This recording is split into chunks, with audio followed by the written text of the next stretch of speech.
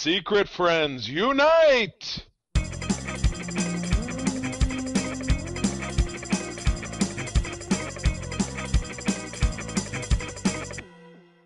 Welcome to the Secret Friends Unite podcast, episode 415. This is your guide to the geek side, and I am one of your hosts, Todd Oxtra, joined by Charlie Carden. Well, hello from my new studio. Very excited in a new space. If you're watching us on our YouTube channel, you can see this beauty of me moving down to the Androids dungeon. Yes, I have achieved every teenager's dream. Living in the basement. Well, not living down here, but working down here. But yeah, no, I'm excited to setting up a new space, got out of the dining room and into something permanent for our little business venture here that we call the Secret Friends Unite Network. Yes, and we are joined by a new Secret Friend Unite member, and that is Jen Watson. Jen, Hi. How are you? I'm doing fantastic. Very glad to be here. Thanks for having me. You got it. Thank you so much. Well, you were on Code 47, so yes. For those of you who want to check that out, love Star Trek, it is out there. I believe it was episode 93, 92, 93, maybe. It was the Bait and Chris one. We got to talk about the JJ verse movies, the Kelvin timeline. That was fun. Oh, the Bait and Chris was such a. It came up very early. It was either you or Kay who came up with that one, but Kate said that. Yeah. Yeah, it's good stuff. Well, excellent. So for those folks who don't know you, tell us a little bit about yourself. Your geek origin story and what you're up to now. Oh boy. I mean, my main thing right now is cosplay. I do charity and entertainment-based cosplay. So we had a nice lot of stuff going on this weekend for Ant-Man Quantomania. Made a couple of appearances at some local movie theaters. I'm based in the Chicago suburbs. Got into geek stuff through a friend that introduced me to Star Trek and X-Men, and kind of been doing Star Trek and Marvel kind of ever since then. Dipped into other stuff. I kind of like it all, Star Wars, DC, Disney, played some video games, not so much these days, but I'm open to good stories, good characters, stuff that brings joy and positivity to the world. So not so much Game of Thrones, but, good fun stuff. Good fun stuff that makes me smile. Yeah. Very, very cool. Well, very cool. And obviously you're on Instagram. So obviously people can check out your cool stuff there. And you've got a link tree that you can definitely share at the end of the show and tell people where they can find you. So that's really, really cool. Well, excellent. Well, Jen, just like everybody else, hopefully knows that now we have started a Patreon. It's essentially almost a month old. We're coming up to it. And with that, we have a new member. This person just joined us yesterday, and that's in our friend zone, which is the entry-level support. That is Francie. That's all we know about Francie. Wow. Don't know Francie? I missed that. If you messaged the group about that, I missed it. Well, welcome, Francie. Yeah, both, and that's great. There's a level for anybody at any level of support you want to do. Our entry level is Friend Zone. It's just to say thanks for doing the great stuff you do. So we thank you, Francie. And we also want to thank our other folks who are part of our higher tiers, our best buds, Jamie Prinky. So Jamie joined, and we called out Jamie last week with the superpower. So that's one of the benefits. If you get to the higher levels, we will assign you a power from a superhero. Sometimes they're not very good, but you know what? We're only limited in our abilities. Usually they're not very good, but that's what's fun about it, right? Exactly. It's really fun. It's like the monkey's paw superpower, With right. Great power comes some bad results, potentially. Most likely. Yes, absolutely. Yeah. And then over on Best Friends, we do have, of course, the stalwarts. Those are our big supporters. The Nias family, that would be Sean, Stella, and Henry. And my dear friend, Missy Merchant, who was just on Code 47 with us, which by the time, if you listen to this on Tuesday, that came out on Monday, where we're talking about the new season of Picard, which we're going to dig into a little bit later in this program, too. So Nias and Missy, thank you for being our best friends forever. Yeah, and the most recent thing that's actually put out for our exclusive content is Spinner Rack. We did Supergirl, Woman of Tomorrow. So please, there's a preview that is there for you if you check out our Patreon. It's there, and by all means, Jen, you said you liked good stories. Yeah, highly recommend that. It's fantastic. It's one of the best comics I've read in quite some time. I'll have to check that out. Most def. Good deal. Well, very good. I was going to say, Todd, and then segueing into what we always do, if you want to talk about great stories, this one's funny. This is the West Coast Avengers, very near and dear to my heart. This is issue 12 from December of 1986. Issue 15, Charlie. What did I say? 12? 12. You know why I said 12? I have a good reason for saying 12. That was the first new comic I ever purchased, was issue 12 of West Coast Avengers. It was from Arkin's store, or basically it was a like a cards shop in South Haven, Michigan, which is my mom's hometown. It's not there anymore, but it was one of the first issues I got. So this was one of the subsequent ones. Now, I always loved this team, but Todd, you and your loathing of artist Al Milgrom it's in full effect on this cover, because we got the first original extraordinarily lame villain of the West Coast Avengers Dynasty. This was Mr. Pandemonium. This was a guy, and I think this might have actually been the issue that had his origin. He was a, snooty lawyer type who was, just basically a big jerkwad. He got into a terrible car crash. And to save his life, he made a deal with the devil. The devil, Mephisto, the colloquial, the character in Marvel, had to rip off his arms and legs and replace them with demons, and then put a hollow pentagram in his chest. Just why I'm watching. If you're watching YouTube, Jen's face is like, "What?" I love comics. I love comics so much. This was at the height of the 80s. Now, again, I loved this lineup of Avengers. You had some powerhouses and some classics. You had Tony Stark as Iron Man in his Silver Centurion armor. You had Wonder Man, who is one of my favorite characters, in his absolute worst outfit, head to toe, green and red, big red W. I've cosplayed as Wonder Man, but I would not dream of doing this version of it because it is god awful. You have Tigra, and then you have the husband and wife duo of Hawkeye and Mockingbird. I love this lineup, and I think we also got we had the Son of Satan. Damian Hellstrom was also guesting in this, as well as Patsy Walker, Hellcat, and then you got a character Firebird, who was a character for a little while in the comics. So this was everything 80s about this entirety is right here. But I loved it. I was a kid. I was 10 years old when I read this. So it was a big deal to me, but it's so dumb. It's so dumb. Why is this dumb, Charlie? It's a bunch of tiger people or cat people pulling demons out of them. And I remember the crux of this is that for Tigra, who was a member of the team, to regain control over her soul, or her ability to control herself, because she had been losing control of herself, acting more like a cat than a person, the Tiger people were going to give her control of her soul back if she murders Master Pandemonium, which was her moral quandary in this issue or the story arc. So, wow. Holy cow. That's all I'm going to leave you with. But you know what? You can find this on Marvel Unlimited if you dare. And I might go read it again and just take a walk down memory lane, because, oh my goodness, it's not good. It's not good. Yeah, and the art of Al Milgrom does not help it, because the lack of detail in these characters, right, pretty low effort. It's a little fuzzy, and it's very bright. With the colors and everything, as you can see, if you're watching us on YouTube, we've got the cover right there. But this was also during Marvel's perennial 25th anniversary year of 1986, and which gave us one of my, and if I could collect this, or if there's a piece of artwork out there, but almost all of the core titles had a frame of all Marvel characters around in a U shape, and then typically a single image.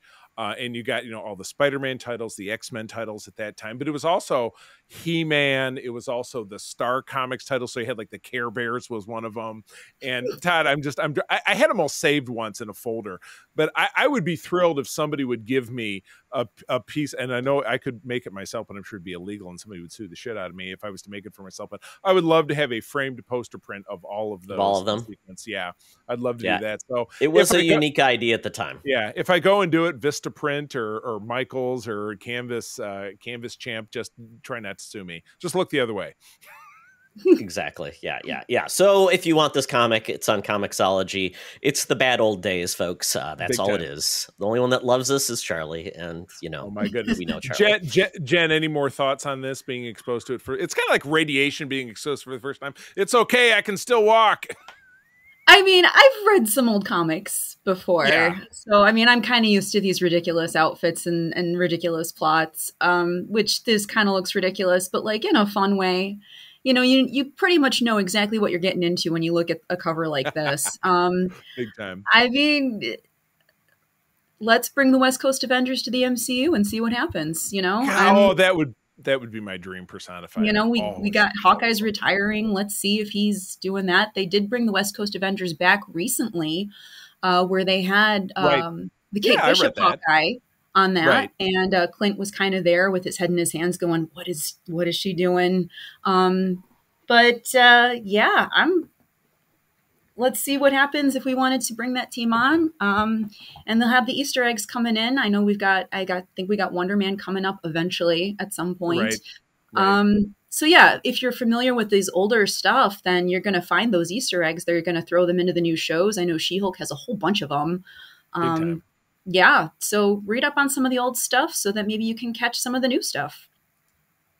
I'm boycotting West Coast Avengers, so that's not going to happen. No! Exile, heresy. Because I think only one of these characters actually exists, except in the current Marvel universe right now. So they'd have to introduce like 18 new characters to populate this lineup. And as of right now with Marvel, I would say maybe Marvel doesn't need more characters. A little bit thin right now on that avenue. So let's see what we can do. Well, that is it for our intro, but we need to get the news portion of our show started. So we turn to our gal pal, our senior news correspondent. So without further delay, Madam Webb, take it away. Now it's time for Madam Webb's rumors and news. Take it away, boys. Thank you, Madam Webb. Madam Webb, let's just say this. Based on what we're seeing with all of the comic book movies coming, I am a little nervous about Madam Webb's movie. Not sure when we're going to get a trailer. Wasn't it the Super Bowl? I don't know if your agents have called you that maybe this might have to go to a streaming service rather than at the movies. We don't know. We're praying for you, sending positive vibes. Thoughts and prayers. Exactly. Oh, my goodness. So that leads us into our first story.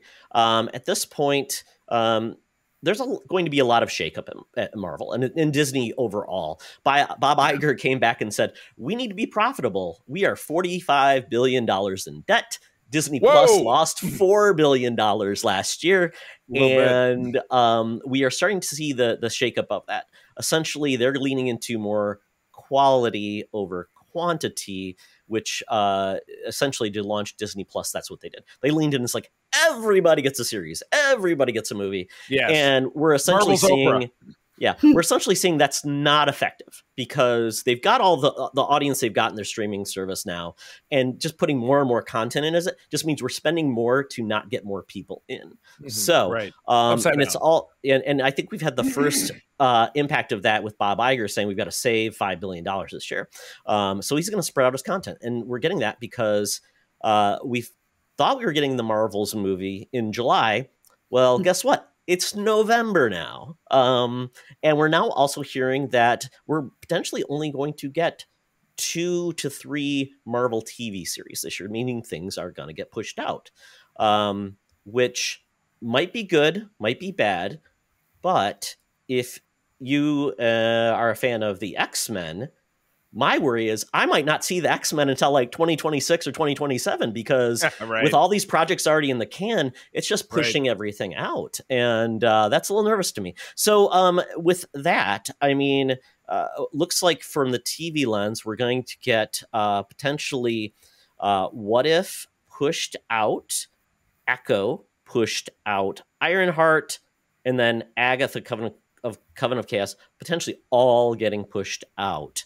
And then with the movies, we're only getting the 3 this year, but we're getting 4 next year, which could mean we could have the same thing next year. Instead of 4, we're going to get 3. Right. So with that, Jen, what do you think? I mean, I don't know where you are at with MCU, but I live with there. All the content we get, I live there, right? Yeah, with all the content we get, even I think for the hardcore, it's hard to keep up. It is hard to keep up. I don't mind, though. I mean, I've been able to keep up with everything because MCU has kind of been my fanish priority. I mean, MCU and the Star Trek shows are kind of my like top. So that's going to be what I hit first for me personally. I know other people have had some trouble catching up. They're like, oh, I haven't seen She-Hulk or I haven't seen Ms. Marvel. And I'm like, okay, well, everyone's got different priorities for what they want to see. I have no problem with stuff getting pushed out because I really support the artists that are behind this. And a lot of these shows are really VFX heavy. And I want to see the artists treated well, for one thing. Right. I want to see good work from people who are working in good conditions. And if it means that we get some space out with some of our shows, I'm all for that. I want a good product in the end. You know, that last fight at the end of that first Black Panther movie does look like a video game. And I mean, there are great video games out there, but it doesn't necessarily look that realistic. And I know that's because the artists were under such a time crunch. So I don't want to see more of that type of look if it means that we've got something good in the end because people are not pressured and moving on to the next project already. As far as the characters that we have, I'm happy with what we have. I too would love to see the X-Men ASAP. I love the X-Men. I'm looking very forward to seeing them done correctly. Ditto Fantastic Four. But whatever it takes for us to get a good story, everything interconnected. I heard the news about the Marvels as well. Captain Marvel is my favorite character. I cosplay her like first and foremost. So I'm like, okay, maybe Secret Invasion got pushed, so the Marvels has to get pushed. Maybe they want to spread all the Marvel movies out over the course of the year because otherwise they were front loading it. You had Ant-Man and then Guardians of the Galaxy and then the Marvels and then it would end in July and then you don't have anything for the fall. So keep that interest going, spread it out. I'm okay with it. I'm fine. I'm happy to see what is coming next. For sure. I mean, without a doubt, people are still going to be interested. People who are core to it are still going to be on board. You know, is there a big fear? We got to strike while the iron's hot. Well, they've been making these since 2008. The iron is still hot. Obviously, what goes up comes down. There's going to become a point of diminishing returns where they're going to figure out they're not going to be able to pull it off anymore. But it's not going to be just by slamming it on in there and more content, because, you know, we're coming from a time when, you know, Todd and I were young men that we were excited about. And it's funny, Todd, I was talking about this on Code 47 because there was an episode, you can help me with this, of early season 3 of Deep Space Nine where Bumper Robinson, the actor, was a guest star, and he was in, was it Generation X? Generation X, he was Mondo, the character. Oh, it was the character I couldn't remember. Or that same year we got Agents of S.H.I.E.L.D. with David Hasselhoff as Nick Fury, that we would take absolutely anything because there was nothing. And now it's just, it's an embarrassment of riches, but, you know, everybody is coming after it. And with the advent of streaming, there's something out new every week, and it seems like there's just no way to keep up. So it's too difficult to do that. So, you know, we're all, you know, it's not like we're all like, oh God, you know, I want this to come out in my lifetime. You know, we're in our 30s, we're in our 40s. We'll still be here and we'll still be watching it in 10 years. It's okay. You know, give us a great X-Men movie, but if it's 5 years from now, okay. I'll do what I can to eat right and stay healthy so that I'm still alive. and we'll enjoy it at that time. Exactly. It does sound like really is going to be this year for TV. Secret Invasion and Loki Season 2 will be the two TV series. I am hearing rumors, though, X-Men 97, the animated series, is still in scope to be this year. And that makes me very happy. Right. And quite honestly, I think that is just it's not necessarily MCU tied, though. So maybe it's a different type of beast.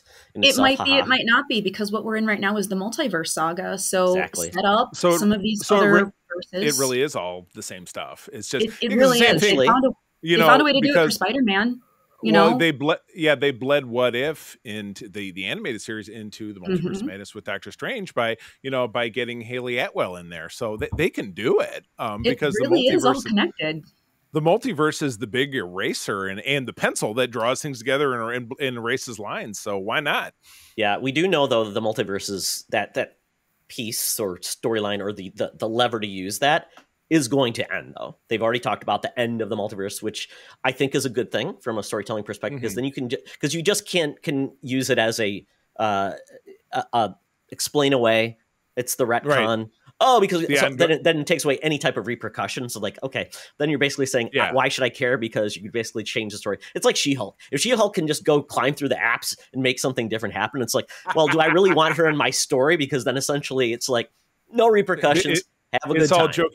if it's all jokey, fun, then yeah, you can't Yeah. ever really accomplish anything. Yeah, exactly. Oh, And the God. last bit is, as they slow this down, that means they may have to fix continuity issues in post-production, which to me is just a nightmare as a creator to say, oh, that's getting Yeah. delayed, now I have to change that. So to me, that's where the big everything connected can fall apart quickly, and then it can be like, well, that's crappy and didn't work. Great. So we'll see how this works. I think it's the right move. More is less is more. Is that the right term? Right. Less, Sure, more is why less. not? I don't know. That is Sure. that is a term. Why not? It could Exactly. work. Yeah. Next story is pretty cool. I'm a big fan of like these I don't know what you want to call them, biopics, where they're Yeah. historical retelling with some like artistic license to make them really entertaining. And that is essentially we are getting a movie on Apple TV Plus about the history of Tetris. Now, this isn't That's about awesome. like playing the game or anything. This is more about like somebody made Tetris in the USSR, and how could you get the rights into the United States to put it on a video game system? Oh my gosh, the Do Go On guys, which is a podcast I talk about all the time, they just did one of those, and they're all comedians, so their bent on it was just absurd.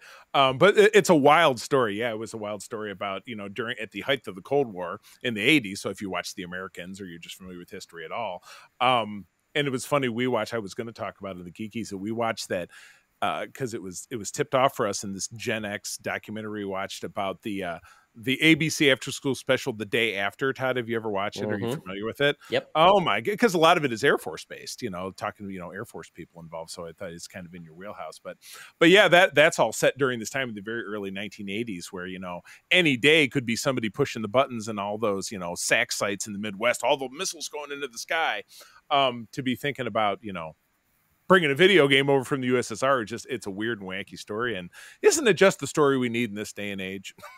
Yeah, I mean, this is Taron Egerton is playing a character, the real person, Hank Rogers. He was a designer, and he was pivotal in getting Tetris into the United States. Previously, it was only in Russia. It was not meant to leave. So he was able to find his way into Russia, work with the creator, Alexei Patinov, to essentially get the rights into the United States. And this the video is great. Definitely 80s, all in. It's goofy. It's weird. It's going to be a blast, and it's going to be a 90-minute movie on Apple TV Plus.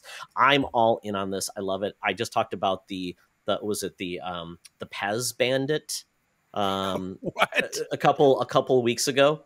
Charlie, I talked about this. This is the guy that got Pez toys from Eastern Bloc countries that were making Pez. Yeah, and we watched it. Yeah, dude is based right in Lansing, Michigan. DeWitt, yeah. Great kind of story. Similar to that, same thing, kind of going into Eastern Bloc countries, coming back in. It's a great time. I love this. Smuggled gold. Yes. Yeah, I hope this is great. But I mean, Jen, is this of any interest at you at all? It's not really about video games. It's more about a story with video games involved. I think I'd watch it. Yeah. I mean, I don't have Apple TV Plus, but if I did, it looks interesting. I'm getting like Queen's Gambit kind of vibes off of it because of that, like working with the Eastern European, Russian, and the like historical. I mean, they made it look like a spy thriller, which is not what I would expect for a movie about Tetris, but I don't know any of the history. So I think it looks interesting. Thriller. Yeah. The Tetris spy thriller. I love it. Yeah. That's awesome. Well, to the tune of the final countdown. Like, exactly. I love it. Yeah, and you can get like a 3-month pass for free on Apple TV Plus, so that's a good thing. And they pop up again, and watch enough shows with your free pass, and then come back to it when you get another free pass. Apple TV Plus has been such a weird one for me because we have a decent setup. We have that Roku soundbar, and the Apple TV Plus app always freezes and jams on us. And no other app does that. So I have no idea. I guess it's just cursed. So I've kind of gravitated away from it, but I don't know. Maybe I'll gravitate back. That soundbar is kind of a pain in the ass anyway. So sorry. I guess we're not getting that Roku sponsorship now. Sorry, Roku. Enjoy that, Roku. Yeah. Yeah, right. Exactly. Next story is an odd one. So this is essentially telling us that there's going to be a live action How to Train Your Dragon film. And this is going to actually be by the guy who's been doing the animated film. So at least you get the same creator through and through, which is good because typically you don't. And it's like, oh God, this is a cash grab. And this is a big series from DreamWorks. It is based on a book series, and if you have children of a certain age, like my son, Right. this is one of our favorites. It's Yeah, big beautiful. time. It's really well told. And I've always enjoyed this. And I think it's told a really beautiful story arc with families and things like that. There's been other spin-offs and there's been video games and things like that. So it's a really valuable franchise. But now, obviously, then they say, what do you do next? You do a Disney. You go live action with your properties. And you hope it works out. Sometimes it does. Sometimes it doesn't. Man, oh, man. Yeah, apparently... this is kind of interesting. The guy Dean Blois is writing, directing this, and he apparently, before Charlie, you'll love this, he was supposed to be working on a Micronauts project. I just saw that. And the Micronauts, Jen, if you're not aware, it was this weird property that Marvel, I don't know if they created it, but they just had their fingers in it in the early 80s. They did not create it. It was a different thing. If I'm remembering this correctly, they didn't create it, but they bought the property. And that's right. They didn't know the license. Yeah. Yeah, just like, Marvel no longer has ROM Space Knight. They had Indiana Jones back then, which was one of the first comics I ever read. And when they lose them, they sometimes disappear altogether from the digital world, and if you happen to have a loose copy of it, you find it in a 50-cent bin at a Comic-Con, good luck, because that's it. That's all you got. Speaking of which, when I was looking at number 15 issues for this episode, there was a Doctor Who number 15 from Marvel Comics, and it's like, yep, you're not finding that on any app because it's just so weird. Although Disney and Doctor Who are teaming up again, so maybe they'll renew those old comics and we'll get those as well. But that's right. That's a good point. But they are remaking the movies, which I think is a bad idea. I just really think if you're going to go this way, tell new stories. Because I absolutely hated sitting through even a portion of that new Lion King. And maybe that's an unpopular opinion, but I ended up taking my son to see Aladdin. I think it's a very popular opinion, actually, that the new Lion King was not nearly the same as the old one. I mean, I like the Disney movies, and I keep saying, if it's the same story, how could it be bad? But I don't. Well, why is it necessary? Like it. I mean, it just feels so unnecessary. Obviously, the big thought, we'll get it out in the theaters and people will be very excited because about money. Oh, that's right. Money, please. Just like pills, baby. I think the thing that is going to make this one different, though, is, as you mentioned, it's going to be the same writer and director. And I think that when you have time elapse and you have people looking back on their work to say, what would I do differently if I was going to make this now? Then you're going to get those changes. You're going to get some positive reimaginings that is from that same voice, that same vision. You're not going to have someone come in and kind of hack it to pieces. As long as it's not going to go through a whole committee of people, I think it's a good opportunity to retell the story, maybe in a new way, maybe in an expanded way, because, your normal animated movie is usually 90 minutes. But if you can expand the story more and give us a little bit more about the characters, I mean, not that there was more that needed to be said, but it's been a while since I've seen it, but I remember really enjoying it. I thought it was beautiful. Loved the story, and the music was just amazing too. I mean, that's the music of the flight of that dragon was just I liked that a lot. And I think if you keep a lot of the same creative team, it's just going to be a new way of looking at an old thing. So it is weird because I looked and I tried to remember it. And this was right in the wheelhouse. My son was 5 years old when this came out. Perfect for his age. It's now 12 years old, or no, 13, going to be 13 this year. So by the time this comes out, it might be 15 years old. So I was wondering, like, we're remaking things that are so new. Right. It's like, can you be nostalgic for something that hasn't even been out that long? I think of like a lot of Disney movies. Yeah, they're, they came out in the 90s and things like that. Right. But once again, these things still hold up. It's not like the early day of a computer animation where they kind of look janky or bad. Yeah. Even Disney animation is still beautiful. It's timeless. So yeah, to your point, it's like, unless the creator said, yep, this is worthwhile, he might have just said, well, if you're going to do this anyways, please give it to me because I know these characters and I know this story. So and I'll know it and do it lovingly. So, we hope so. Yeah, I just I don't know. It's like I said, it's kind of a struggle for me. But again, I don't have those nostalgia gaggle.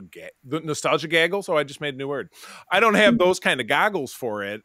Where again, thinking about Disney, The Little Mermaid, thinking about, you know, The Lion King, where I was aware of them, but I didn't grow up in an uber Disney household. We were Star Wars, Star Trek, G.I. Joe, that kind of Marvel, that kind of stuff.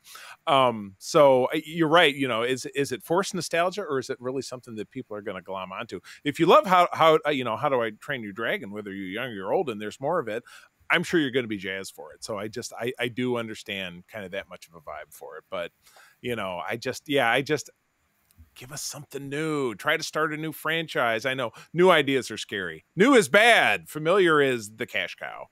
Money, please. And you know, speaking about original ideas, next story is all about a reboot of Starsky and Hutch. So whoa, Jen, whoa. Is it a reboot of the reboot, or is it a reboot of the original? I don't know. We'll find out. But first of all, I don't know where, Jen, I don't know your era of, you know, are you a 90s kid, 80s kid, 2000s kid? Where were you in regards to these things? I don't want to ask you your age to be a gentleman. I know nothing about Starsky and Hutch. Let's just put it that way. Perfect. I would land you as maybe being like an early aughts kid. Like that's when you were growing up. Early aughts, late 90s. Anyway. Thank you. But yes. You bet. You're very, not very correct, welcome. but thank you. You're very welcome. So, I do think you're younger than us. I just don't know how much younger. That's the thing. Yeah, I'm going to say mostly 90s, a little bit of late 80s in there. But yeah. Perfect. Right. Yeah. Absolutely perfect. The remake of this came out. It was Owen Wilson and not Ben. Was it Owen Wilson? It was Ben Stiller. Yes. Was this? And again, I have it up, but then I have a pop up that won't go away. For a Discover card. Thanks, Discover. When did that movie come out? Was it late 90s, early aughts? I think it was early. So we'll peel back. So Starsky and Hutch, for those who don't know, it was a TV cop show from 1975 to 1979. It was David Michael Starsky and David Soul was David Soul. David Soul played Starsky, and Paul Michael Glaser played Hutch. Two household names that never did anything else. I reversed that. So sorry. David Soul was Starsky. David Soul was Starsky, and no, God damn, I got this wrong. Actually, you're drowning. Just let it go. Michael Glaser was Starsky, and David Soul was Hutchinson. So gotta love that name. They were just cops. You know, they had a bad commish. They had a cool car. They solved crimes in the 70s. Right. That's all it was. Good enough. I never watched it as a kid. It was out of my wheelhouse. It might have been on reruns or whatever. But then they decided, you know, back in the 2000s, hey, nostalgia sells. We're going to redo this as a comedy with Ben Stiller and Owen Wilson in 2004. So now it's been how many years by the time this happens? 20 years. It came out in 2004. So yeah. So they're planning to reboot this on Fox with 2 female leads. And it's going to be by the writer of The Resident, which is a TV series. And it's going to follow Sasha Starsky and Nicole Hutchinson as they solve various crimes around Desert City in an attempt to solve a 15-year-old case that sent their fathers to prison justly. So this is like the next generation. TNG Star Trek or Starsky and Hutch. Oh my gosh. Is Desert City supposed to be Vegas, or are they making up a fictional place? No clue. Exactly. You guys ever heard of Desert City? Yes. Well, I've heard of Desert Storm, but that was not a city. What? So is this to somehow infer that they're related in some fashion? Is this a continuation? Yeah, they're fathers. Their fathers were they couldn't solve the crime 15 years earlier. Oh, gotcha. So it's a requel. A requel. There you go. Yeah, the requel. That was yes. It wasn't the sequel, which was the. I'm thinking of R. Kelly, but we don't talk. about and it sent them to jail unjustly. So their fathers are actually in jail, and they're trying to solve the crime. Is it the same 2 guys, or are they dead? And this says what I was thinking. The gender swapped reboot is super common trope these days. Doesn't mean it's good. Doesn't mean it's bad. But the tone of it sounds like it's definitely going to be very serious. The series was serious. The movie was a spoof. So this is going to be serious because they'll be out there, you know, slugging it away, trying to get justice for their dads. So, canceled in the first 10 episodes. Wager? I don't know. Fox is done a lot of like odd things, and it seems to be very popular. I mean, they have like 13 shows about firefighting, like 8 shows about Chicago Is that something. Fox? Yeah, Chicago. It was fun. I always razz April, and she says I don't watch those shows. I'm like, there's Chicago Fire, Chicago Police, Chicago Department of Public Works, Chicago the trash people. It's just yeah, but somehow those are also on. Or like my mom loving CBS, that's where the Magnum PI. And that's in its like 3rd or 4th season. It's was rebooted. Hawaii Five-0 was rebooted. Still crushing it.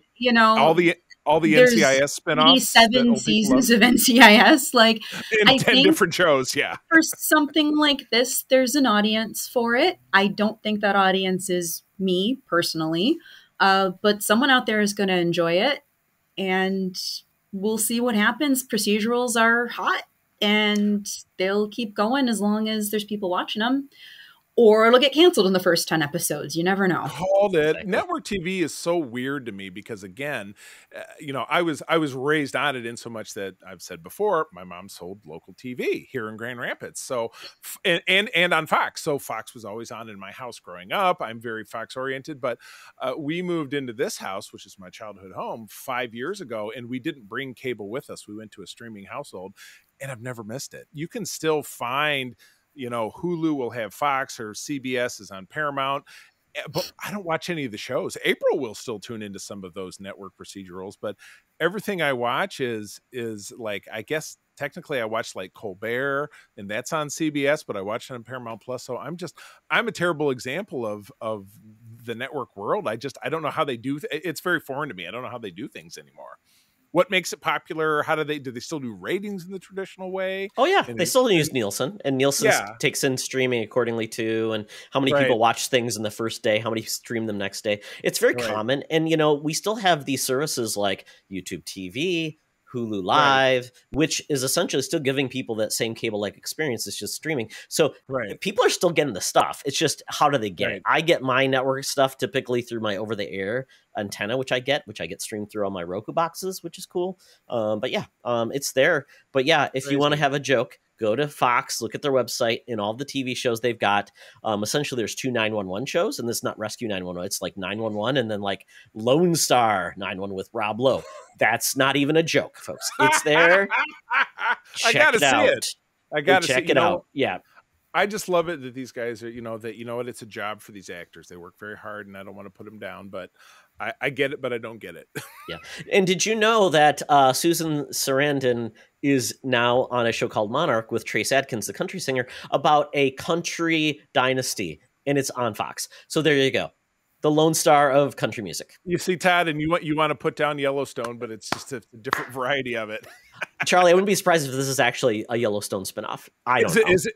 And written by Tyler Sheridan, because he writes probably. Oh, well. Yeah. You know what? There's something for everybody, but you know what? We'll see if the Starsky and Hutch series comes out and if people love it. Oh, there you go. Well, oh man. Well, that's the end of the news, y'all.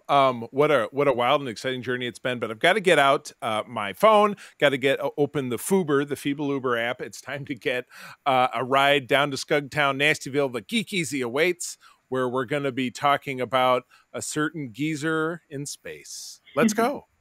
Talk nerdy to me. Talk nerdy to me. We're sitting the Geek Easy, cover bands playing, drinks are poured, and we are getting our nerd on. So, Jen, what are you nerding out about?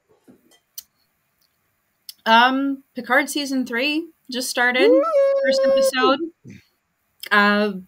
I am excited about it. I remain excited about it. I think some cool stuff going on. I know that you guys have watched that too.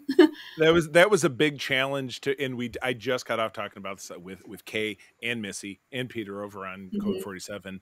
And Jen, I think we probably even touched upon this in some fashion when we were doing talking about the JJ movies, is that we were all terrified that after season 2 of Picard, which I don't know, I take that back. Where did you end up landing with season 2 of Picard? Not my favorite. No, I like how it started. It was a strong start, and then it just kind of went, and then it ended. And it's like, Yeah, it was 9 episodes. It was a great. Oh my god, what a great start! Q's back. Oh my god, it's going to be so great. And then you got your big bowl of wet pasta, and you got a big spatula, and you're like, Webb. No, Borg. Webb. How about Garnin? Webb. Oh, that's not sticking either. It was a lot of good ideas, but they don't work together. And right, it's like, why are we in this alternate reality this whole time? Are we? What? Yeah. Basically, it was a peanut butter and tuna fish sandwich, and they called it Star Trek. Just things that don't go. And I hate tuna, but I mean, think of any two things that no way in hell you would have them at the same time. Hot dog bun plus uncooked trout. Yummy. So to moving on from horrible food discussions. So Picard season 3, we only got 1 episode, and it's funny because I posted a link in our I think it was in the spoiler chat for this, Charlie, of all of the Easter eggs, and I'm the person that's wasted on because I don't know half of those things or I don't remember them. Yeah, and so Jen, I don't know if you noticed, like, there was a lot of little things even at the beginning of this episode, which was like, it feels like this is like nostalgia coming back, Easter eggs. This is really fulfilling like what a lot of people wanted this to be, which was TNG, the sequel. Yeah. Right. And the rightful sequel, because I mean, and again, you know, Nemesis, everybody watched Nemesis. I've never met anybody who loved it really as a Star Trek film. No. Yeah. Jen, you might be the exception, but I doubt it. But that was supposed to be it was supposed to be the big send-off. I did not enjoy Nemesis. I wouldn't have thought, but it was supposed to be the big send-off, and it was the big kiss-off. This, we've known about getting the entire cast back together. Even Brent Spiner playing Lore, which we didn't know till recently, which is Data's evil brother, previously thought to have been disassembled and killed, but we know that his part still existed. Now we've seen from trailers and stuff that he's back. They're bringing back the holographic character of Moriarty, which was a part of TNG, and the whole cast. You know, Riker is going to be in the whole thing. The other characters are going to kind of come and go. But this was great. The whole story is really centered around Beverly, which Dr. Crusher, which everybody's super thrilled about, because after the series, everybody was very aware of the fact that through the 4 TNG movies, she was just a set dressing. She had no great juicy storyline. She didn't have any good anything to do at all. And she's just, I'm here, and she's driving the bus this time. So yeah, we wrapped up this first episode. It was very exciting because it starts with her. She's running this broken down old ship, and as Todd said, it was Easter Egg City because the whole intro shot was panning along what was obviously the compartment she slept in. But she had, you know, an award she got at one point. She had like a case that belonged to her late husband that came from TNG, glass of Saurian brandy, the blue stuff, which I didn't pick up on that right away. And what was cool, we talked to us on Code 47, she was listening to one of Picard's old logs, but it was from the Best of Both Worlds, the Borg episode, kind of making us think that, well, this whole series has kind of been a bit about the Borg. So what kind of return might we see? Could this have something to do with, you know, and then lore was a huge part of Borg stuff. So is it going to be a great bit of that? But we're killing Todd here. So Todd. No, Charlie, I'm just like, I asked Jen and it's like, all I got were you. So I was waiting for Jen to give me more elaboration, just to give her time because she's the guest. Oh, thank you. I enjoyed it. I love how it started off. Not necessarily so much the Easter eggs, because the thing is, the Easter eggs are not a story. The Easter eggs are there for the fans to go, oh, hey, look, it's that thing that we recognize. But when the whole story is, hey, look, it's the thing you recognize, that's not much of a story. That's a series of references. Right. Yeah. But with this, it's like, wow, we start off with like Action Beverly, which is awesome. I'm getting like Alien vibes from this, with her just kind of kicking ass and taking names. But like, the fact that she did not have much to do even in the first season of TNG, and that being one of her main complaints and why she was sort of dismissed from the show, I mean, only to return in season 3, but like, this is how it could have been all along, is to give her something meaty to do, as an actor, as a character, and to explore kind of, well, why is she out there? What is she doing? You know, it's a small mystery box, and it's one that I think that is answered kind of even within the same episode a little bit, because, you know, Picard and Riker come and they come to see the ship and where she's at. They follow through on that distress signal that they get by means of, kind of sneaking their way onto another ship, which was also very interesting. I love Seven. I love seeing her. I thought it was the other captain on that ship he was kind of a jerk. Like Captain Dickbutt. That's what I nicknamed him. I run a very rude ship, and you will find that everything is done. And like you're thinking, like, oh yeah, 7 of 9, all about the efficiency and this and that. But like, she's grown so much from when she was on Voyager that she's like, and he prefers me to be Annika Hansen, and you can tell how much that's just tearing her up inside, because that's not who she is at all. No, not at all. So when you see Picard coming in and being like, 7, and like calling her by her name that she chose, that is her identity, that's like, yeah, that they're friends, right? And I like that. I like that a lot. Because that's the thing about Picard, and I mean the thing about Star Trek on the whole is about seeing other people and understanding them and seeing who they are, where they are, recognizing and understanding their customs and their choices for themselves is a big part of, the Prime Directive, of course, but, the show as a whole. It's one of those things that taught me growing up about seeing the humanity in other people. I use the term humanity, alien personhood in other people, really. And this is carrying through with that and highlighting that throughout this. We're going to see kind of how that goes and how this is not just going to be space explosions. It is probably just for the trailer, but there will be some, right? Oh yeah, you gotta have some. You gotta have some. Yeah. Like I said, I love seeing Beverly with the phaser rifle. All right, action Beverly. Right, and the characters are themselves. Like, yeah, that's Picard and Riker. Right. Because one of the other things I've been doing, I don't have a lot of brain space for a lot of new stuff, so I've actually been rewatching TNG, and I'm on my season 6 and season 7 right now with my rewatch. Nice. So it is really interesting to see, like, oh yeah, this stuff is carrying through because it's fresh, because I'm rewatching it, not necessarily because of Picard being on, just because when I don't have brain space, what do? I watch Star Trek. That's just, it's comforting for me. As do many of us. Yeah, I've been trickling a little TNG as well, but kind of bits and pieces here and there. But okay, opinion question: how quickly will Captain Dickbutt be sidelined? Because he's teeing himself up to be out of the way. Because that our characters are going to basically be in command of the Titan, the ship that they're on. So how quickly is he going to go bye-bye? You see in the intro, all the new Star Trek shows have a ship in the intro, and that's the one in this one. So I'm like, I think he's gonna. Something's going to happen. I don't think he's going to be sticking around, whether it's him leaving voluntarily or getting shoved out in an airlock, or the bad guys in the bad ship kind of getting him. I don't know. He's going to trip and bonk his head. And I was asleep for 9 episodes. What's going on now? Yeah. So now I'm definitely going to throw it back to Todd, because he's chewing on his cheek. Todd, speak to us. No, I just think it's funny. You guys are like, well, yeah, he should have just gone with it, because, that's a good idea. I'm like, no, it's a horrible idea. He should have not gone with it. I was like, you guys are like, yeah, he's a horrible jerk. I'm like, no, these are ridiculous people showing up. Oh, let's change your course of your ship. So I'm just like, yes, I get it in reality, but in reality, no one would agree to go along with it. So I totally get it. That is true. The guy just thought, and again, that dude did make the right decision. I just thought he was super no, he's a great actor. Todd Stashwick is great, so he plays a jerk, and that's exactly what you want. Yeah. It's like the superintendent of schools or something like, oh, I'll get those kids and their wacky antics.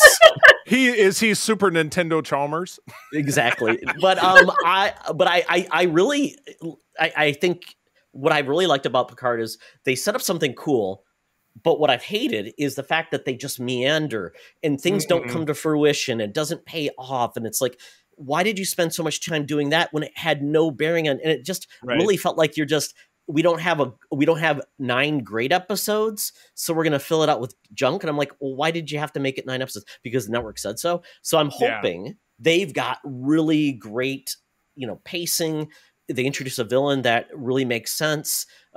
We didn't really get a feeling yet who that is, except a badass ship coming through. And I'm like, I loved their special weapon, which I said that's a cool, effective, neat weapon of using gravity and portals. And Charlie's like, Todd, you didn't remember this happen? I'm like, no, because I've only seen these things like once, and I saw it maybe 20 years ago. So I don't care. I thought it was cool.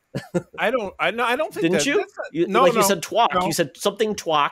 I'm like, okay. Not related to the gravity weapon. That's okay. the thing because the other plot line was Rafi, who's another character on the show who works for Starfleet Intelligence. She's undercover, and then there's this terrorist attack, and basically a circular building collapses into a hole, and then in the distance on this planet it just drops.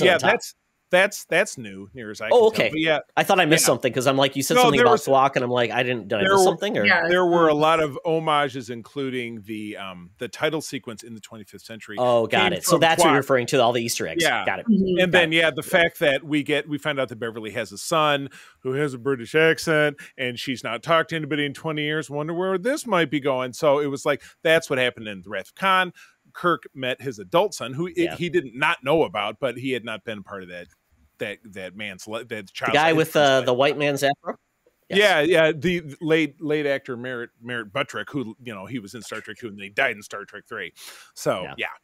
So I'm hoping that this is a different series where they nail the pacing. They get you. They don't realize like, oh, we have one more episode to finish this up, and we've left 18 dangling plot threads. So let's do it really hastily and just say, here you go, splotch, and here. And it's the end of the series. So and here's Wesley Crusher, who we haven't seen in 20 million years. And by the way, do you want to join us? They stuck him in the end. Yeah, like you said, in the end of season 2. And it's interesting because I watched The Ready Room, which is the after show to Picard, and it's hosted by Will Wheaton, and he had Gates and Sir Patrick on, and he was my space mom's on, and now I found out I have a half brother, and I thought that was kind of cute. Very cute. Yeah. So I'm really excited to see where this goes. My only question is, we know who we're most likely getting, but one character that I feel like has crossed over because he did, like Worf did with DS9, was Chief O'Brien. Do you think Chief O'Brien will show up unless he was killed and he can't? There has been zero mention of that.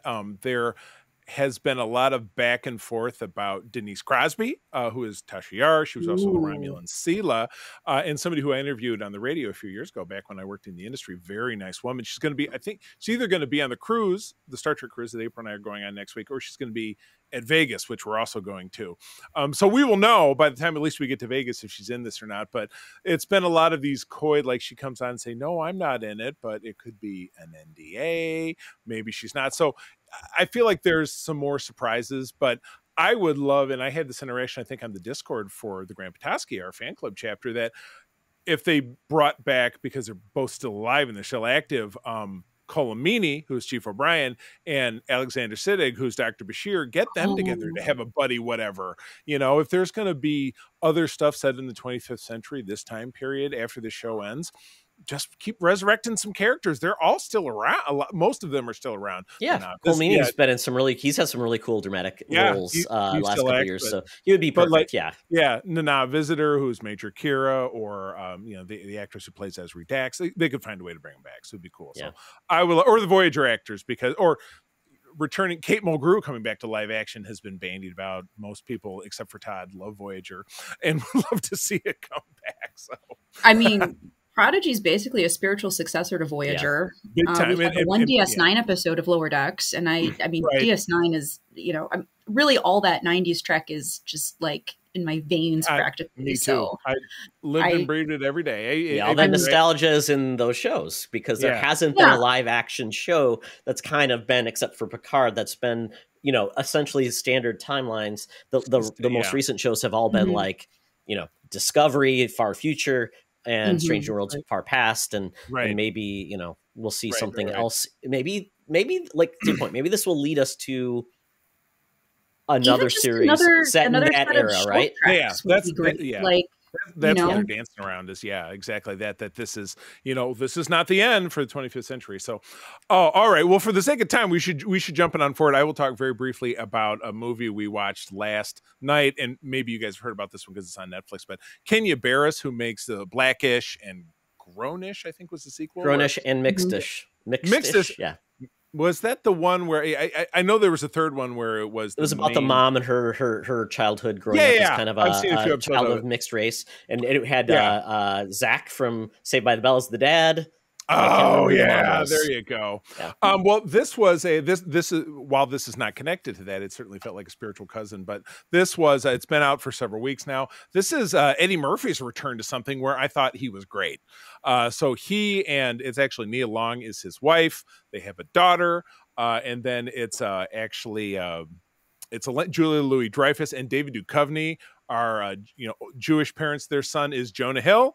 The daughter on the other side is an actress I'm not familiar with, but Jonah Hill and this black girl fall in love, and then it's the guess who's coming to dinner, and they have a great / horrible dinner scene where it's a total culture clash between the black culture and the Jewish culture, played for laughs, but then the struggle of families and culture clashing and stuff like that. Like I said, Eddie Murphy, certainly a mixed bag in the last 30-something years of anything that he's done. The guy can't get a hit. He can't be in anything good.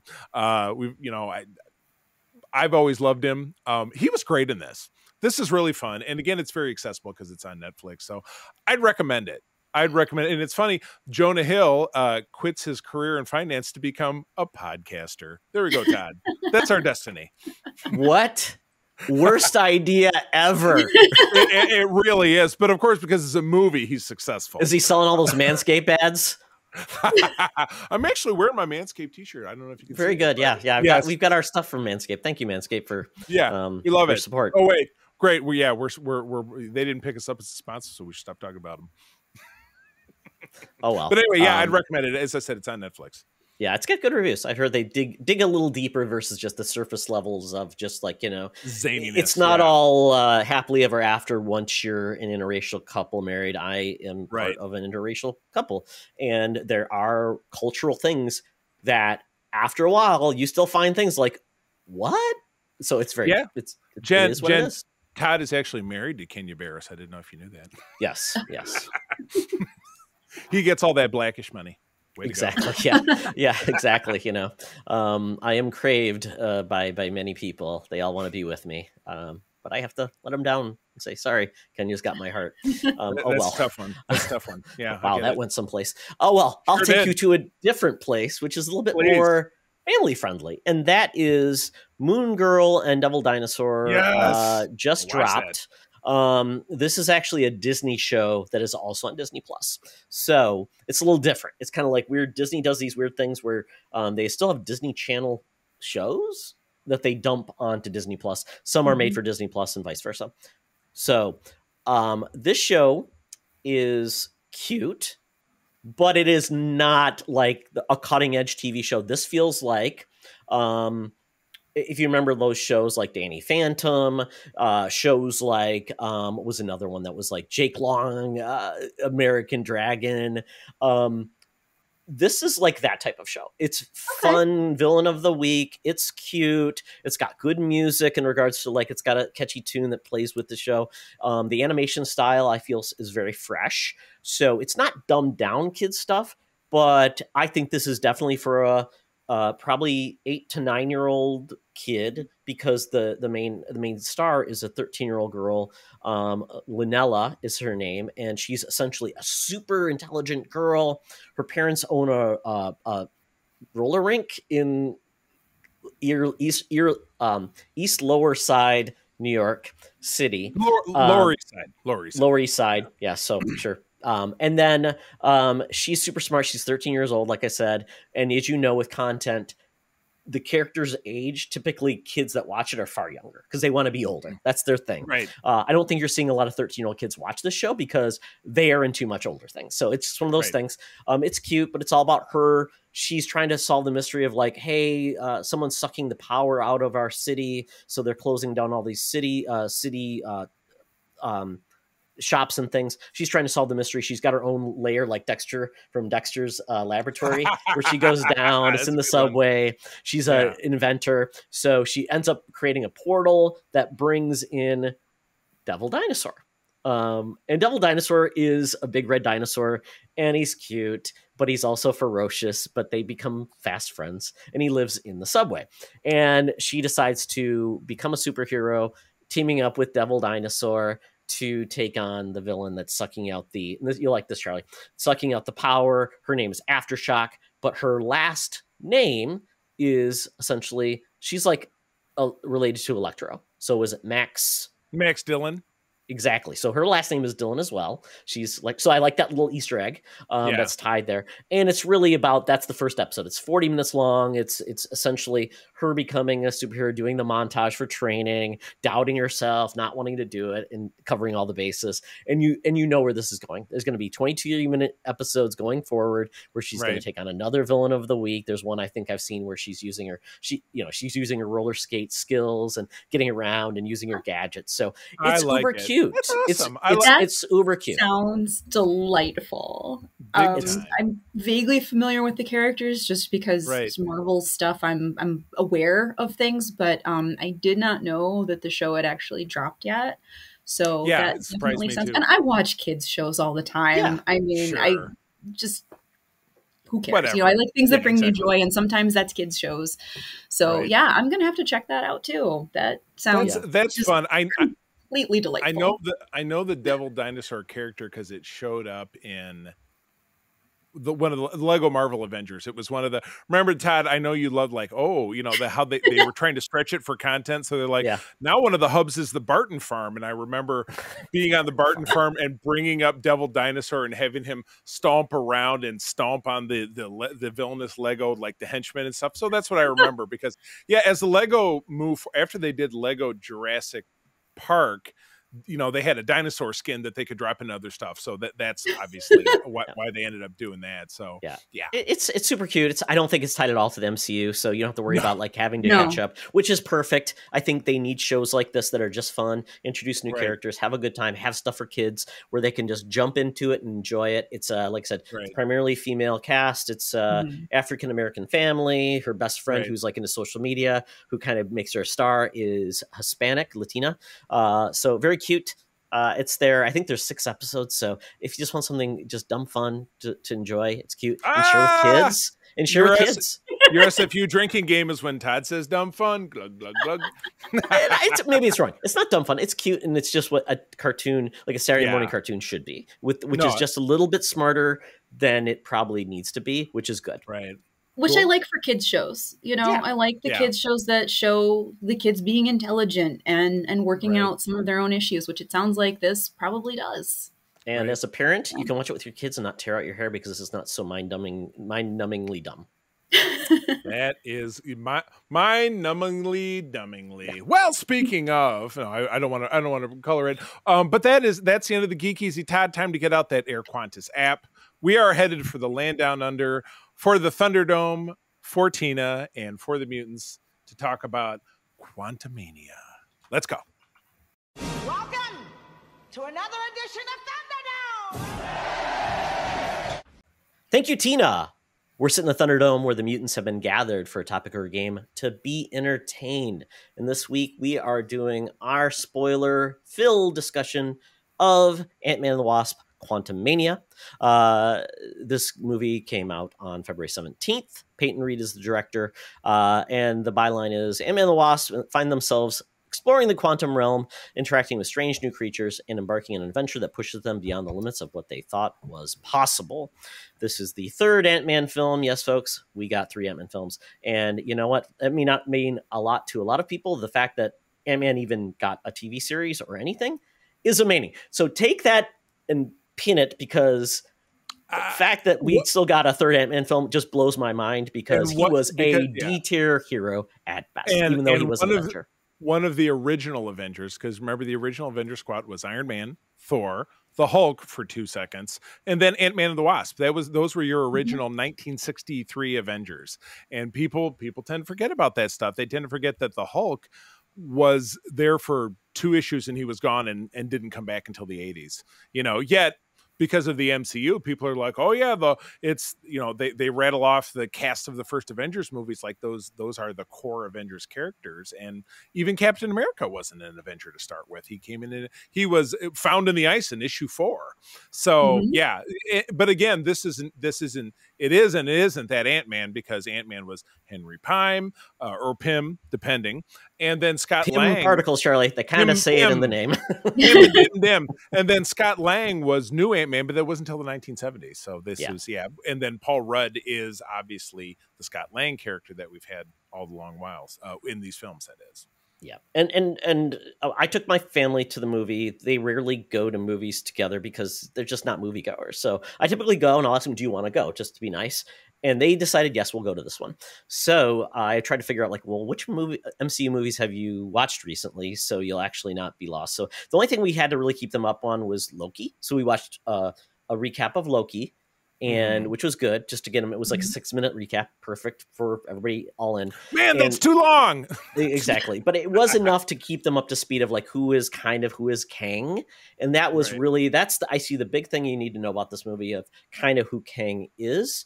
Because he was introduced in Loki, and now he is the big bad. And the sad part is with Marvel, good and bad, is they've already announced the name of like the big movie coming out in a couple of years, which is the Kang Dynasty. So it's no surprise we're getting who Kang is, and this movie is really about him. And I would say this movie is also a lot about Janet Van Dyne, and it's really her movie. And that is unique. And I think a lot of people fail to miss that she essentially got nothing in the second movie. And then this is kind of her story, and kind of everyone else is along for the ride in this. Todd, they didn't fail to miss it. They either failed or they missed it. Exactly. They just didn't put her in the script largely. So that's kind of where we land. It's essentially just it's Ant-Man kind of trying to figure out where he lives in the world now. Cassie's a teenager. It's kind of like a family unit, which is very nice. And hijinks ensue. I don't know if we have to go more into the plot than that. And I will say this. I mean, we already said spoilers. Essentially, the family is intact, and this movie actually had a happy ending for what we saw. Or did it? Scott didn't know at the end, that's for sure. Yeah, exactly. And we did. And by the way, there is 2 mid-credits, one mid-credit, one end credit. I am starting to feel that the end credit thing needs to end. I feel like it doesn't matter anymore. I feel like it's just, we got to do it. So there's very little effort put into it these days. I thought a lot of times they should just be in the movie. And they shouldn't, I mean, maybe the first one, maybe you can't do that. But the second one with Loki, I felt like was just filler because we are getting a Loki series. But that's where I stand with that. And that's probably that to me seemed like it was just an excerpt from an episode. It feels like an advertising. It feels like an advertising. By the way, watch Loki. By the way, it was too hard to figure out. Yeah, that's exactly what it is. The end credit scene. They've always been that. They've always been. And guess what's coming next? Like, oh gosh, it's Thor's hammer in the middle of the desert. Yeah, exactly. It is supposed to be a way to tie everything together. And there were some scenes from older movies where it really was an excerpt from the upcoming movie. Like you had. Thor talking to Doctor Strange. That was an advertisement for Ragnarok. So it is intentionally designed to be an advertisement. I don't think that's positive or negative. It's just a neutral. It's just, that's what it is. It's their shtick. Yeah. Yeah. So and here's what's coming next. Yes, we know Loki is coming next. We know that this is tied to Loki. This is, I believe, the first time that they have advertised or tied in quite so strongly one of the TV shows on the thing, because like even with Multiverse of Madness, obviously it helped if you had watched WandaVision, but it wasn't really crucial to the plot in that way. Right. Same thing with the What If. Yeah. Yeah. I mean, this was like, you really, if you had not seen Loki, you could probably still follow along with this, but it's like saying, you got to watch Loki season 2 to find out where, what's going on with Kang coming up and kind of where this whole thing is going from here. Yeah. I mean, and I totally get why they did that, because it was new to people and they didn't know that these things were actually linked. And by doing that, it's like, yep, these things are linked. Now we're like 15 years later.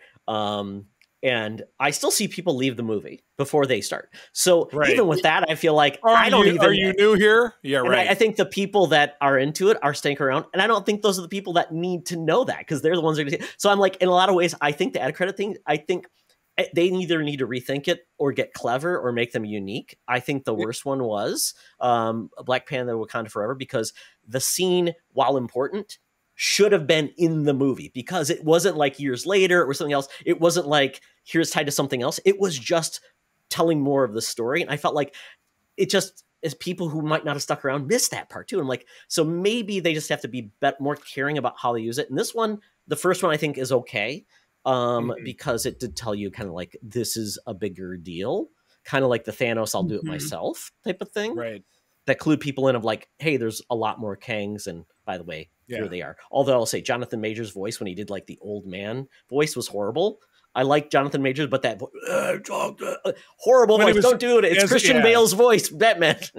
It was, because we had that. I did enjoy, and again, I'll go on to talk about. I was not super thrilled with this film, but I did enjoy the fact that they gave us a little comic taste of classic Kang, Immortus, and Ramu Tut, which are the three main diversions of Kang throughout everything. Who's the third, Charlie? Because we had Ramatut, Immortus. No, we had Ramatut, Immortus. Who were the three there, though? Oh, right. You know what? I did not get to the bottom of that. I don't know who it was. I'll have to look up like a spoiler to see who that was. Because speculation that may have been a form of Iron Lad. You're right. You're right. We did talk about that. Yes, exactly. Yeah, you're right. Because you know what I said in the theater, to the point with the Stingers, Todd. Unfortunately, I don't see it changing because I think Marvel's very established that it's very sticky for them. But most people, I always get my phone out and I Google it and I see if there's something coming up. Yep. But I'm not really planning to get up and walk out because again, it's not my first rodeo. I've been going to these Marvel films since 2008, and there's.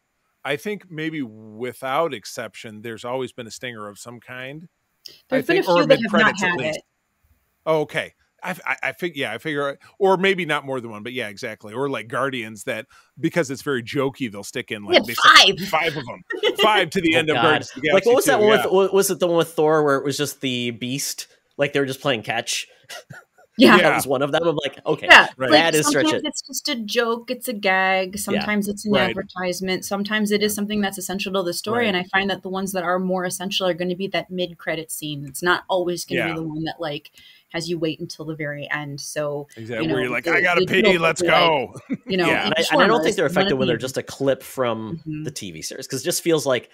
Yeah, like the Loki one I felt was dropped, but I do want to say I did look it up. The third Kang was the Scarlet Centurion. I'm aware of the Silver Centurion, which was Iron Man's armor from the 80s, which was on that cover this episode. But no, I don't know who that is at all. You got me there. Yep, he's he's definitely a late 60s, early 70s creation. Not great, not a great look. Oh my goodness. All right. Well, let's get into the meat of it because we've not talked about how we actually, and Todd, you and I have already crossed swords about this. So I want to hear what Jen thinks about this film first. I enjoyed it. I had a lot of fun. I can see how some critics might think that this was very mid for a movie. But as someone who, like I said about with the MCU, I live here, I'm always going to look forward to these movies. I'm going to enjoy most of them. Not all of them, but this one I liked. I mean, it's characters that I already know and like. I'm a big fan of the Young Avengers, so seeing Cassie really be, whether it's Stature or Stinger, I don't know which name they're going to go with for her, but to see her be her superhero self and come into her own. And the thing is, Cassie has always been Scott Lang's motivation throughout all three of these movies and throughout his appearance, even in Civil War. It was like he was doing this for Cassie. So to see her have her motivations, and her motivations being she's here to help people and to be a hero because it's the right thing to do, and to tie his motivation back to that through the end of the movie, it gives him a good, strong character arc that takes him through first, second, and third movies. So, that's the Ant-Man of the movie. And that, it is Janet's movie. Yes, it is everyone's movie. It is a whole family movie. Everyone gets something to do. Even Hank and his aunts get something to do. It's, what is it? Chekhov's ant farm, coming in to actually get to the end of the movie here and kind of save the day ultimately. But I think you've got strong story arcs for each of the family members.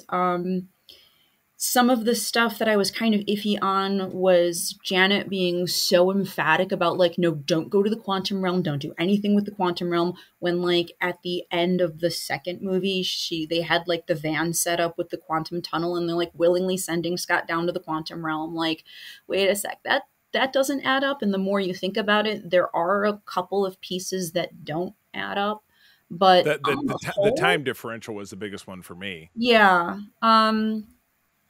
Well, that was because of the time vortex. If you remember the end of Ant-Man and the Wasp, when Janet says, don't fall into a time vortex, maybe he did fall into a time vortex where time was different for him during the blip. And he's like, it's been 5 hours. Oh, it's been 5 years.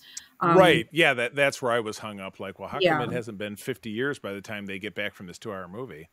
That must be it. Yes, because Janet was down there in real time. She was down there for 30 years.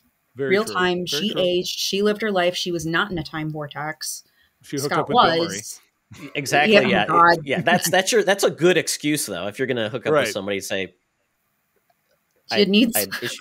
Exactly. I didn't think I was ever with Bill Murray of all folks. Yeah. I was wondering when Hank said, I was, I hooked up with a woman named Linda, and I thought for myself, was that the name of Glenn Close's character in Fatal Attraction? Oh, that'd be hilarious. That'd be a good one. No, I'm serious. I'm dead, and I didn't follow through to look. What was up, the name of totally Cat in Romancing the Stone? What was her name?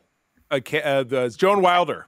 Okay, so Kathleen Turner. So maybe it was everybody in the past. Yeah, that's Hank. What he was doing. He was actually in Romancing the Stone. He was in Fatal Attraction. It was really him. It was his life story. Yeah, right. Well, I kept racking my mind like, who's a Marvel character named Linda that would have been tied to Ant-Man, and I like the original Ant-Man. Linda Danvers. That was that's Supergirl. Carol. Why am I no, thinking that's Cara Danvers, the Danvers name. But I bet was Linda Lee Danvers before she was. Yes, there wasn't. Yeah, exactly. Yeah. So we all, we don't know. So moving on from his dalliances. Yeah, poor Linda. Yeah, but like I found it humorous, which that's what I want from an Ant-Man movie. I want it to be funny.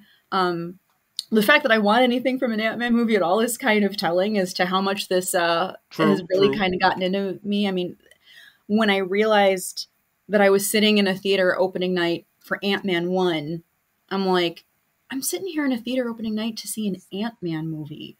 This is okay. This is what we're doing. This is where we are.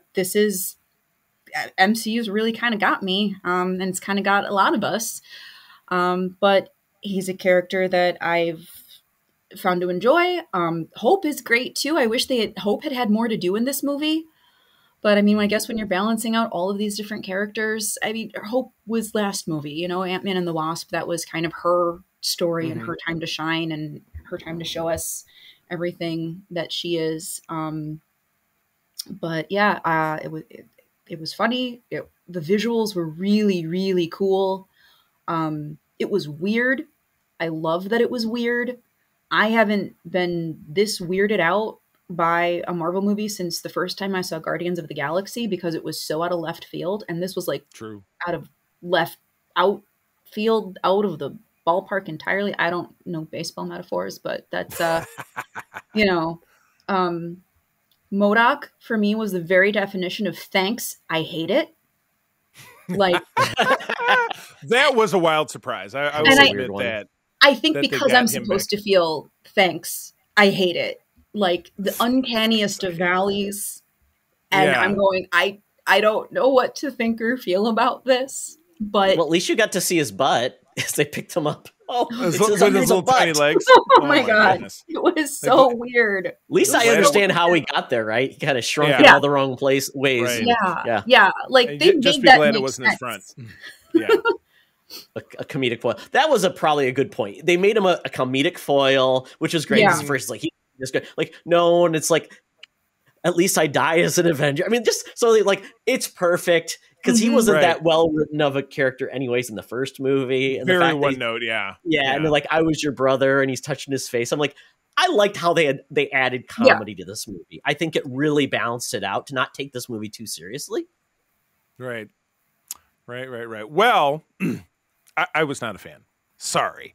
While I do agree with a lot of the things that Jen said, I was so dialed into Ant-Man 1 and 2 with that type of humor, and the fact that this is a smaller story. It's a smaller character in the bigger pantheon of things, doing a smaller, different kind of story. This film was put in play. Now, we had seen Kang, not in name, but in character at the end of Loki season 1, and it's going to spin off into Loki season 2. But this is setting up the Kang dynasty, which is going to bring the Avengers back with the Fantastic Four in the multiverse. And it's going to be, it's going to be their attempt to reach back out to the glory of Endgame in a big spectacle. To get that ball rolling with Ant-Man, who to me was a small, fun, sitcom-y kind of fun character, you got me there. Jen just made that. You're right. I didn't even think about that. Small, yeah.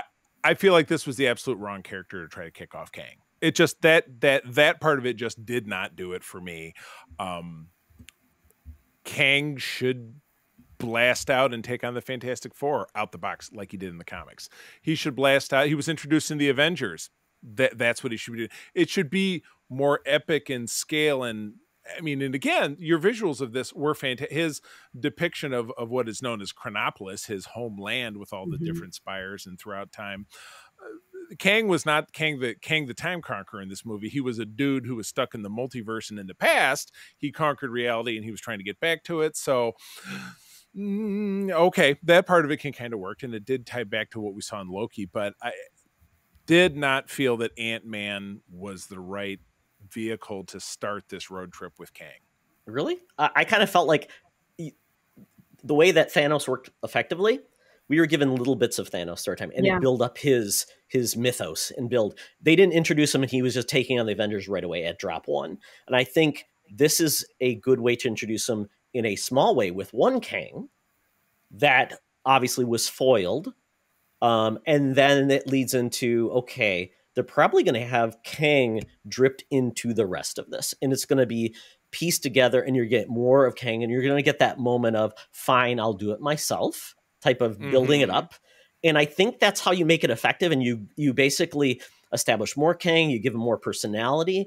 Where Marvel failed in the past, I think the villains, they just like, here's the villain, and we get no exposition. It's 15 minutes of like, this is why he's bad, and he's a bad villain. Yeah. Like, Until you get Killmonger, who has some valid points. Exactly. Right. Well, and Todd, to your point, you had always said that, Marvel kills all their villains. So you got, I got a great story, but then boom, they're dead. Nothing more to go. Where Kang can't die, because there is no end to him. Infinite of him, yeah. Right. But I just Here's the thing. This is not Kang's introduction. Kang has been here the whole time. And I'm not even talking about Loki with He Who Remains. If you look back through phase 4, and Kang was in Moon Knight. He was in there. There were references to Rama-Tut. There was a sarcophagus that had the lines on his face. They said it was something else, some other lost pharaoh. And I'm like, that's Rama-Tut. He was on the back of someone's jacket. There was like a cult to Rama-Tut. They didn't say it by name, but if you look back, it's there. He's in Moon Knight. I would bet that there are references to Kang that you can find in Eternals, in Ms. Marvel, in any of these other projects. Maybe not She-Hulk, because that had a different goal in mind. But for a lot of these phase 4 projects where people are like, there's no connective tissue. What's all these different characters? What's going on? All of these phase 4 projects are about family. They're about gods and religion. They're about the things that you believe in. They're about your purpose. All of this, there's seeds of Kang, and there's seeds of what he's about, and there's seeds of what drives all of these characters and what motivates them. And that means that a Kang of some kind is going to be the foil for these characters who are motivated by love for family, who are motivated by what they believe in, who are motivated by purpose. Shang-Chi, the rings, well, those look an awful lot like the rings that are around Chronopolis, don't they? At the end of that movie, there's a beacon coming from somewhere. We don't know where. You had Carol Danvers come in and say it's not from space. You had Bruce Banner come in and say it's not Gamma. It's something completely different. Is it a beacon to the quantum realm? Is that coming from Kang? Because the pocket where all the Kangs actually exist, right? There's Right. something going your on. big stinger. Kang's been here the whole time. This is not his introduction. I didn't do any of that processing. I totally agree with you. I liked Ant-Man as the fun small. Yeah. Small. I liked him as the small, jokey, sitcom-y, fun film that didn't feel. Todd, you and I have talked about this because since we've been doing the show, Ant-Man came out in 2015. I think Ant-Man and the Wasp was in 2017. So it was immediately after Infinity War, and it segued its way into Endgame. I liked Ant-Man as a smaller movie, smaller stakes, a little bit more fun, and this just went kind of far beyond that because I feel like they needed to accomplish something, and I just didn't feel like Ant-Man was the right vehicle to do it. It's just that part of it didn't mesh with me. Well, Charlie, they have to because it's the MCU and everything has to connect. And we got an Ant-Man movie, so we got to push the plot forward. That is a problem with the MCU right now. Everything has to push everything forward. It limits your storytelling ability. It really hampers you because right. And that's kind of where I've landed with movies since Endgame is that I just feel like it's like we got to get it. Like where Eternals, Jen, I don't know where you stand with Eternals. We did not dig on Eternals here. You know, I liked what it tried. I didn't think it worked as a Marvel movie. Right. It felt like a different thing doing its own thing. And it just felt like, we got to tie it together. And it just and there's too many characters in a 2-hour time period. These characters needed more development because they lacked a lot of personality. I agree. I think Eternals should have been a show rather than a movie in order to explore all the different characters and their ties to history. We probably could have gotten more seeds throughout that. Sprinkles. Yeah. I'm not really sure what you're saying here, though, either, because it sounds like you're saying that you want each story to be its own thing, but it has to connect. But the connection is a bad thing, or is it a good thing? Who, me, or is this Charlie? Yeah. I thought that. Are you talking to Todd? Oh, no. What I'm saying right now, I think I don't want everything to connect. I would rather have better standalone films that could just tell a great story and do their own thing versus having everything connect, because I think what it does is say, by the way, these are what you can play with, and it might hamper you as a storytelling. Like Charlie says, I don't think Ant-Man was the right one, but guess what? Ant-Man was the next movie, and we're introducing King. And by the way, this has to happen. So I think it's after 15 years, they've got 85 pieces that have to fit, and I think that worked better when you had 10 films. You took whiteboard number 1 and shoved it into whiteboard number 2 because those were like, well, that's on the slate and this is the drive. So I couldn't tell you, and again, I'm no help. I couldn't tell you what I think maybe a better character would have been to drive the bus on this. Thor, maybe. This could have been a great, Asgard, plus since he's an Avenger. I think Marvel would have been the right one to be. The way to time travel in the MCU, and you have to take MCU as separate from the comics. I love that there were visuals in this that looked like the comics. Like, oh gosh, that's Kang, and they made him look like Kang in the comics, and he doesn't look stupid. Yeah. But they've established that the way to time travel in the MCU is through the quantum realm. So you have to use Ant-Man because no one else can get there, at least so far. I mean, the way to get there but in Endgame, they had their little wristwatches. So, right. But yes, okay, I get it. Yeah. It's with the PIM particles is the way you travel. That technology. And I mean, Tony Stark developed it, but it had to use the PIM particles in order to get there, to tunnel through. I mean, as of now, that's what the technology is in order for us to get to that point. So if you have a time traveling villain like Kang, that's how it has to get tied in together, is through that. So I think it was set up well enough to tell the story that needs to be told with the characters that they have on the plate right now. Now, something else happens later down the line, more people get time traveling technology, you've got more TVA stuff. But I mean, one of the things that Tony Stark even said was, if you mess with time, time's going to mess back. It's going to unleash this Kang in this next saga, the multiverse as well, right? Because then it just creates infinite possibilities of all these weird things, and we had Spider-Man. So I know we're getting a little long on time, so I'll just give my pitch. I know Charlie wasn't a huge fan of it. I said this was an Ant-Man movie. It really was humor. It was a family film because we got the new unit. It was really Cassie and Janet's film. So we'd get less of, unfortunately, we got Michael Douglas saying how much he loves ants. That was pretty much his one trick pony. That's all he got, essentially. It was very ant light. That's true. Yes. Light and then my son, who likes to look at things and figure out the scientific nature of it, he goes, quite honestly, I don't think Ant-Man's powers and the way they work with the Pym particles pass the sniff test, because now he can grow to infinite heights, and where he used to have problems with that. And then it's like, well, why doesn't Janet have that ability? And then Cassie can just do it out of the blue. And, remember when the first time Scott did it, it took him out quite some time, and Cassie did it and she was out for like just a little bit. So I think there's inconsistencies in the power sets and what they can do. The oranges, that's what helped her. Which is fine. Which is fine and all. But I think it was that type of family film. It did have some issues, but I thought overall I was entertained. It made me laugh.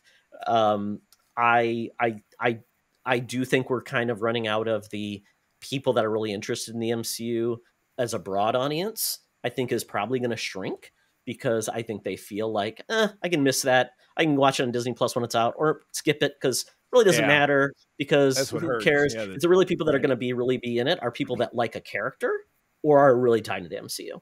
Or new fans. Even our friend Jonathan Sear, who was all in, he says, no, I don't care. I'm tired of CGI fest. I'm tired of these things that, like, it's the long game and paying off. I'm like, I'm tired of keeping up. It's just like, they need to start telling self-contained story, walk away from that. We feel like if I never saw another one, I'd be satisfied. It was great. I was given a perspective, versus it doesn't make sense unless it's tying everything. And I'm like, because that just to me is, it's a fool's errand. Eventually it's going to sting you in the butt. And I think that's where Marvel's at. It's like, they're going to hit walls of like, I can't do this because of this. It's like comic book continuity, Charlie. We know that. That's why the retcon exists, because we want to play with pieces again. It's like the Eternals. I think not the Eternals, the Inhumans. I think Marvel's going to have to retcon the Inhumans because it didn't work. So I don't know. I thought this was a fun film. Did I think it was a great film? No. But I've seen worse.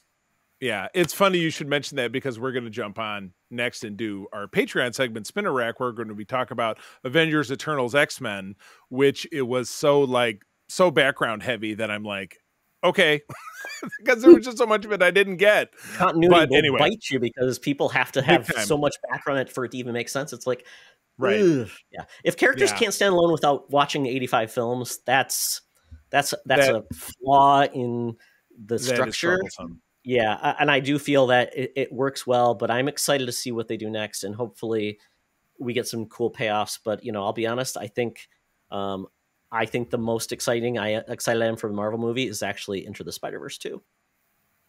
That's not even an MCU thing. Exactly, that's bizarre. All right, let's do ratings. Jen, out of 10 mans ant people. 8. Okay. I enjoyed it. I liked it. I thought it was beautiful. I loved the family storytelling focus, and it set up more of a what's coming up. So yeah, 8. I think it was solid. Was it the best? No, but I definitely enjoyed it. Todd. I'm going to give it like a 7. Like I said, I've seen better. I've seen worse. And it's not an affront to humanity, so I will not say the Rotten Tomatoes that are out there. God, it'll like the worst thing ever. I'm like, have you seen Black Adam, folks? Oh my God, yeah. Todd, you and I had this conversation last night, and I referenced the Weekly Planet. They do best movie ever, worst movie ever as a spoof, because it's like there's no middle ground. You said I'm going to go like 6. I could be meaner to it. I like the Corey Stoll stuff with MODOK, because I love MODOK. The visuals were amazing, without a doubt. I love Kang as a villain, and it probably enhanced by the fact that we read that recent Kang miniseries, and it was fantastic. So, yeah, it's a forgivable crime where the Eternals was not. So I'll give it a 6. All right, we hit the spectrum from 6 to 8. Well, very, very good. Jen, before we leave, thank you for being on, and tell Thanks people for having how me. they can find you around the interwebs. So I have a link tree, which is linktree/Jen Watson Art, JenWatsonArt. On that link tree, you will find links to my Instagram, my Facebook art page, my Etsy shop, my TeePublic, Teespring, and all my other projects that I do. I am an illustrator and a maker with a fandom-leaning interest. Do fandom-based stuff, D&D-based stuff. I've got all kinds of cool stuff on my Etsy shop and my illustration store, so please come check me out. Again, that's linktree/Jen Watson Art. Todd, cool I stuff. think maybe we should talk to Jen about some new art for the network. Yeah, Jen has Keep some it- really keep great it in the community. stuff, folks. Check it out. Really cool. Those masks are rock solid. Love them. Thank for you. sure. Thank you. Yeah. Love that stuff. Cool. And as always, friends, thank you for joining us. You can find me over on Twitter at the C3. My wife, April, and I do run the USS Grand Petoskey, one of the biggest chapters in the world of the Star Trek International Fan Club. You can find us at a website of that address. I also run Region 13 for SFI, which is Michigan and Eastern Canada. So if you're listening to my voice and you're a Trekker, want to meet some fellow Trekkers, I'm your guy. Drop us a line. Boop. Todd? Follow me on Twitter just for my own personal musings and talking about video games and have a good time with the old world of geek out there. My personal opinions may vary, so enjoy those if you want. And then at Secret Friends U for Twitter and secretfriendsunite.com for everything. Secret Friends, we just added a Patreon page for all our Patreon producers. Check that out. And by all means, check out our Patreon at patreon.com/secretfriendsunite just to see what we're doing. So there's some previews now. I've got it so the videos actually give you a little preview, which is great. So you can see if it's worth subscribing and just share it with folks you know, because there may be somebody who likes our stuff. You better believe it. We have a good time. Friends, thank you as always for joining us. I'm going to tell you that sharing is caring, and to keep on trucking. Be the hero, not the villain. Higher, further, faster. In the truck. Ooh, she beat me. I like ants. This podcast is part of the Secret Friends Unite podcasting network. Visit secretfriendsunite.com for more great shows, articles, news, reviews, and more. Secret Friends Unite podcasts are available on Apple, Google, Spotify, and other podcast services around the world. If you'd like to be part of the conversation, you can join us on Facebook or our new Discord server, or follow at Secret Friends U on Twitter. Please subscribe to Secret Friends Unite on YouTube and visit our merch store at teepublic.com. Just